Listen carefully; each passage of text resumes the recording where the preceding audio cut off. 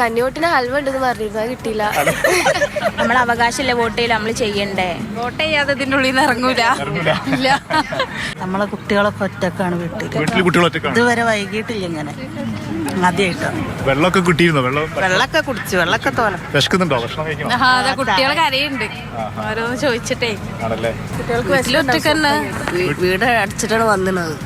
കുട്ടികളൊക്കെ പിള്ളേരൊക്കെ വൈകുന്നു പ്രതീക്ഷിക്കുന്നില്ല.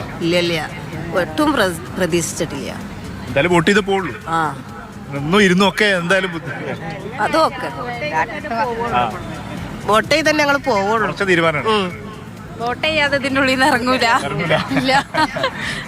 2 മണിക്ക് വന്നതാണ്, എന്നിട്ട് മെഷീൻ കേട്.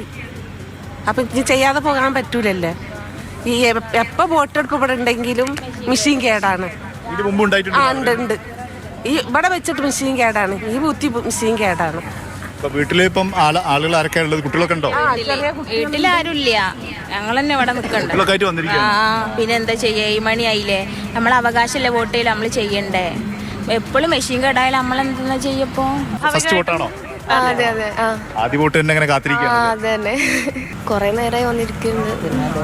കന്നിവോട്ടിന് ഹൽവ ഉണ്ടെന്ന് പറഞ്ഞിരുന്നു, അത് കിട്ടിയില്ല. പ്രതീക്ഷയൊക്കെ നൽകി ഹലുവ കഷ്ണമൊക്കെ കിട്ടുമെന്ന് പ്രതീക്ഷ വന്നതാണ്. പക്ഷേ ഹലുവയും ഇല്ല, വെള്ളവും ഇല്ല. വിശന്ന് ഭക്ഷണം കഴിക്കാതെ മണിക്കൂറുകളായി രാത്രിയിൽ ഇങ്ങനെ വരി നിൽക്കുകയാണ്. പക്ഷേ ജനാധിപത്യത്തെ സംരക്ഷിക്കാൻ അവരെത്ര സമയം വേണമെങ്കിൽ നിൽക്കാൻ തയ്യാറാണ്.